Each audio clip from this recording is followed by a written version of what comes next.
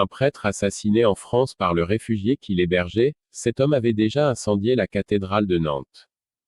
Tout mon soutien aux catholiques de notre pays après le dramatique assassinat d'un prêtre en Vendée, a annoncé sur Twitter le ministre qui doit se rendre sur place, à Saint-Laurent-sur-Sèvre, en fin d'après-midi.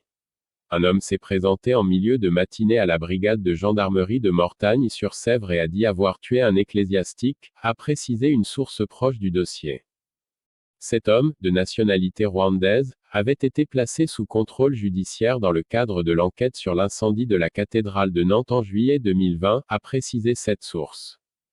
Le mode opératoire du crime n'était pas encore connu dans l'immédiat, mais une source policière a écarté une attaque au couteau. Le prêtre, âgé de 60 ans et membre de la communauté religieuse des Montfortins à Saint-Laurent-sur-Sèvre, accueillait cet homme depuis plusieurs mois, a indiqué une source policière à l'AFP. Selon son entourage, Gérald Darmanin est attendu à 17h30, à Saint-Laurent-sur-Sèvre, à 15 km au sud de Cholet.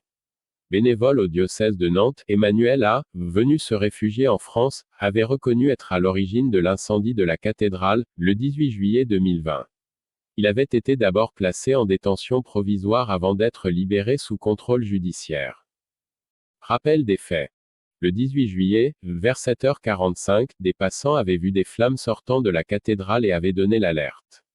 Il a fallu environ 2 heures aux sapeurs-pompiers pour circonscrire le feu qui a notamment détruit un tableau d'Hippolyte Flandrin du XIXe siècle et le grand orgue.